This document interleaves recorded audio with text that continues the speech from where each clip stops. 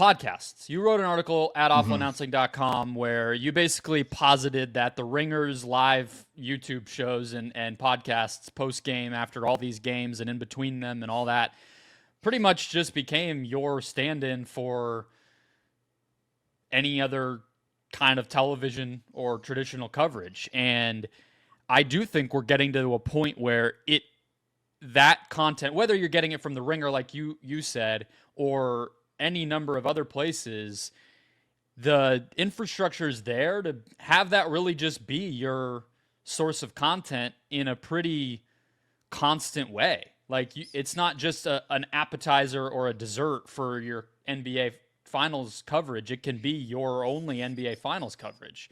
Are you buying or selling that is maybe, I guess the way I would put it to you, since I already know you feel that way, is like, do you buy or sell that that's an experience a lot of other people are having and something that the league can bank on? No, I don't think a lot of people are having that experience. Although I did see like a lot of attention, and that might just be the reality that of the social media accounts I follow. I saw a lot of excitement when Bill Simmons announced that he was going live after the game with Ryan Russillo and Zach Lowe. And so, like, those aren't just like, I don't mean this like derogatory. They aren't just like podcasters. Like, these are guys who were on ESPN. Like, these are guys who like have credentials, have huge followings, like established reputations, all of that. Like, these aren't just like fan podcasts. So like, and maybe they're the exception, but like, I do think as we get into this fragmented media space and as ESPN even begins to push people to their own streaming service, like, yeah, it's like, okay, do I want to turn on the ESPN streaming service to watch this countdown show that everybody seems to hate? Or do I just want to flip over to YouTube and watch Bill Simmons and Zach Lowe? Like, it seems like a pretty easy choice.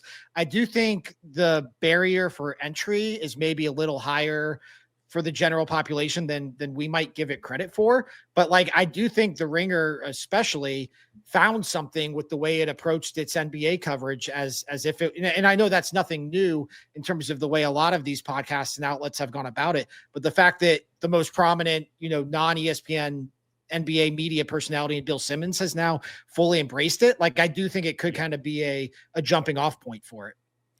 Aside from ESPN, I think you would have to say that, pound for pound or dollar for dollar or whatever, the Ringer has invested the most resources into NBA coverage. So the fact that since Simmons signed his new deal at Spotify earlier this year, they've really, really dived into video and live video for these big moments. It is, I think, only going to grow in the way that it can fill that role. I mean, I'm looking, after Game 7, they got 270,000 views on that video, and that's just on YouTube. Obviously, he has a monster audience on audio and especially on Spotify, which houses the show. So I would imagine close to 1 million people, if not many more, listen to that episode. Probably more from the numbers that have been out there before. So, I mean, if you compare that to SVP Sports Center, it's not getting there, but it's not so far away as this trend continues. So I'm buying it too.